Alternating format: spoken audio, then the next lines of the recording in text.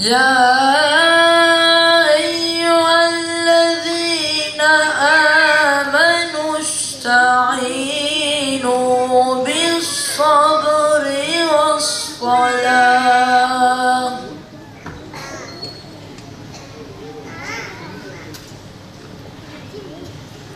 إن الله مع الصابرين.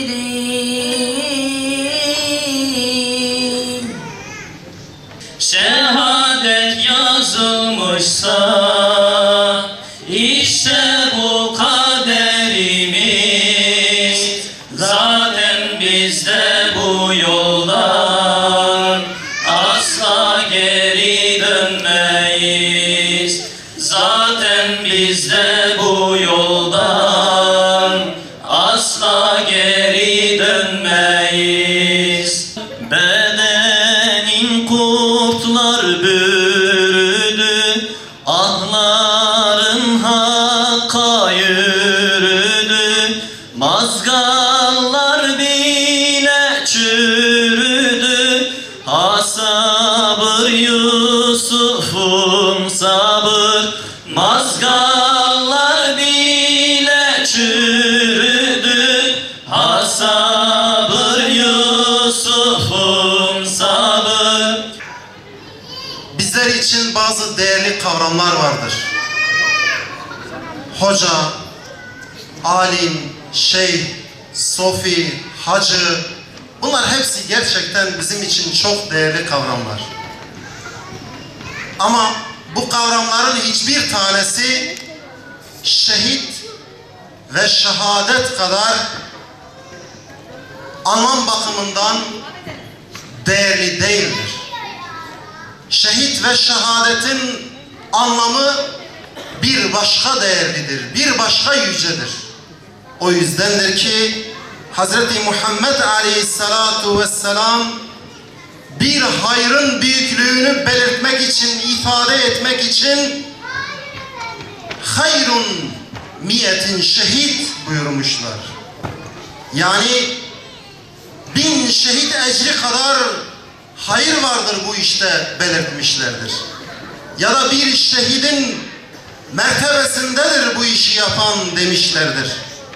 İşte Resulullah Aleyhisselatu Vesselam'dır bize şehit ve şehadet kavramının yüceliğini gösteren. Evet, tarih boyunca şeytanın uşağı, İslam düşmanı zalimler Müslümanın gönlündeki imanını söküp almak, Müslümanın neyi var neyi yok elinden almak, topraklarını elinden almak ya da topraklarında onu esir etmek için mücadele vermişlerdir. Şeytanın hizbi bu mücadelesinde gerçekten bedel de ödemiş, kararlı da olmuştur. Şehitlerimiz de elhamdülillah şeytanın hizbine karşı Allah'ın hizbi olarak bugüne kadar dik durmuşlar, onurlu bir mücadele vermişler ve Allah'tan gayrı hiç kimseden korkmamışlar. Zaten Allah da şehide فَلَا تَخْشَوْهُمْ وَخْشَوْنِي buyurmuştu ya. Onlardan korkmayın, benden korkun buyuruyor ya Allah Azze ve Celle. Şehit asla İslam düşmanlarından korkmamıştır ve sadece Allah'tan korkmuştur. Evet, bugün de zalimler yeryüzünü fesada boğdu. Bugün de zalimler Müslümanın imanını gönlünden söküp alıyor. Bugün de zalimler ümmet coğrafyasını ya işgal etmiş ya işbirlikçilerin elleriyle sömürmüyorlar mı? Bugün de bu çirkefliği, bu fitneyi sürdürüyorlar. Allah Azze ve Celle de sizden hayra çağıran, iyiliği emreden, kötülükten sakındıran bir topluluk buyurmuştu. Ve şehit Allah'ın bu emri gereği bu toplulukta yerini almıştır. Ve şehit iyiliği yaymak için, ıslah olup ıslah etmek için bir ömür mücadele vermiş ve bunu hayatının, varlığının gayesi bilmiş. Şehit bu gayeyle yaşıyorken, bu gayeyle mücadele ediyorken İslam'a, İslam cemaatine, İslam ümmetine güç olurken aslında bu fitne çarkına, bu gayri İslami ideolojilerle kurulan sistemlere ve o karanlık odakların çarkına da aslında çomak sokmaktadır şehit varlığıyla.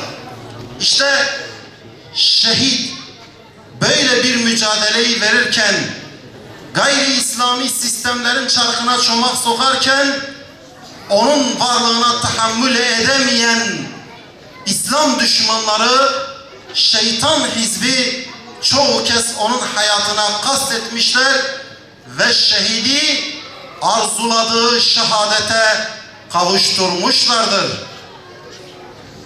İşte şehidin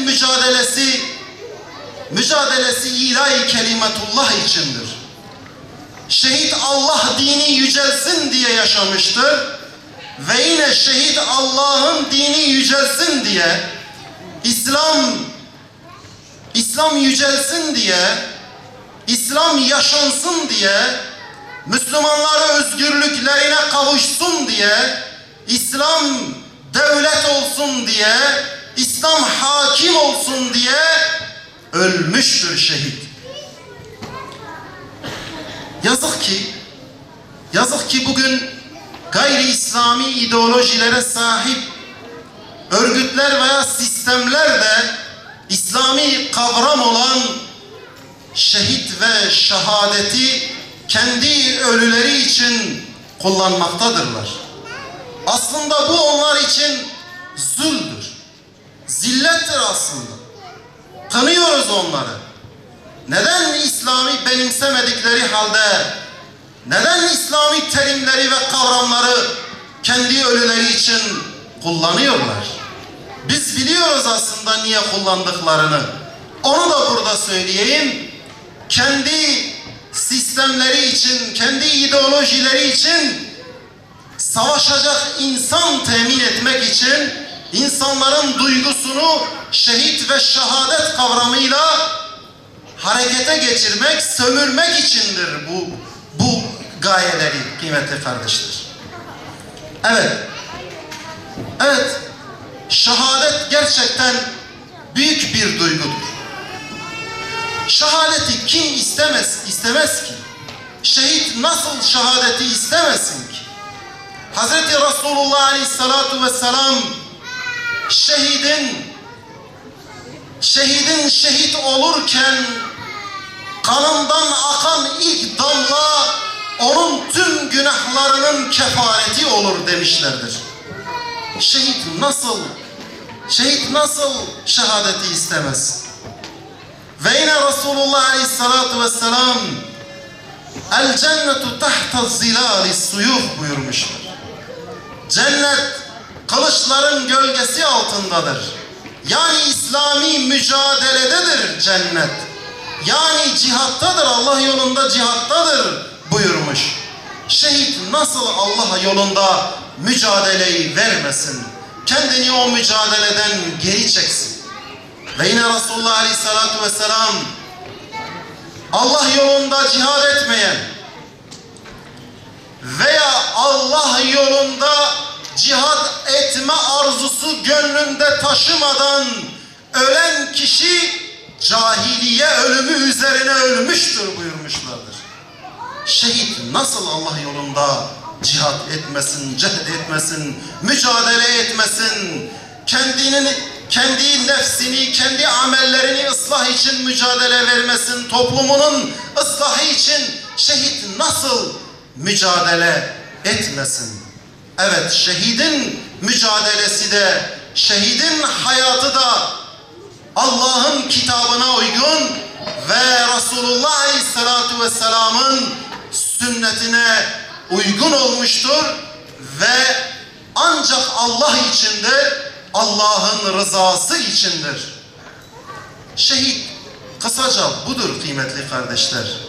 Ve bugün eğer bazı kazanımlarımız halen varsa, bu da emin olun bizden önce Allah yolunda en kıymetli varlıkları olan canlarını Allah yolunda feda edenlerin sayesindedir. Bugün eğer İslam davası mücadelesi halen varlığını sürdürüyorsa, şehitlerin mübarek kanlarının hürmetinedir. Ve yarın da eğer İslam davası varlığını daha görkemli sürdürecekse, bu da bugün Allah yolunda mücadele eden ve dualarında Allah'tan şehadeti isteyen Müslümanların sayesinde olacaktır.